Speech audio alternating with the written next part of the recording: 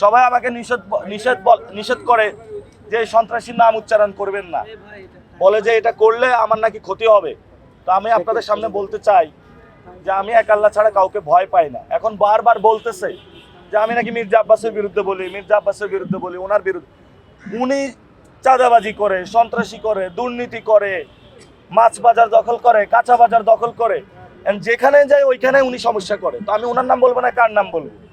আর আমাদের স্পষ্ট কথা, বাংলাদেশে আমরা সন্ত্রাস, চাঁদাবাজি, দুর্নীতি বাংলাদেশে বন্ধ করতে চাই।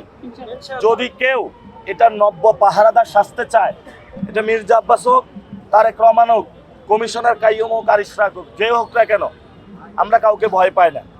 আমাদের যুদ্ধ চলমান থাকবে, আজাদের মিছিল। আমরা তাদেরকে আহ্বান জানাবো যে হুদাই কেন এখানে আইসে ঝামেলায় পড়বেন? আপনারা চাঁদাবাজি ছেড়ে দিয়ে বাসায় চলে যান, সন্ত্রাসী ছেড়ে দিয়ে বাসায় চলে যান, দুর্নীতি ছেড়ে দিয়ে বাসায় চলে যান। বাসায় গিয়ে কয়েকদিন রেস্ট নেন, তারপরে আল্লাহর কাছে তওবা করেন যে আল্লাহ, আমি আর যা করছি জীবনে চাঁদাবাজি করব না, দুর্নীতি করব না, সন্ত্রাসী করব না। যে টাকাগুলো ইনকাম করছেন মানুষের উপর অত্যাচার করে, এগুলো মানুষের মধ্যে, গরিব দুঃখীর মধ্যে আসে বিলাই দেন। তারপরে সবার মধ্যে একটা আপনারা উপস্থিত হন, আইসা বলেন যে আমি আল্লাহর কাছে মাপ চেয়ে আসছি, যা দুর্নীতি, চাঁদাবাজির টাকা এগুলো মানুষের মধ্যে বিলাই দিছি। আপনাদের সামনে কান ধরে শপথ করে বলতেছি যে আমি আর চাঁদাবাজি, দুর্নীতি, সন্ত্রাসী বাংলাদেশে করব না, এবার আমার একটা ভোট দিয়েন।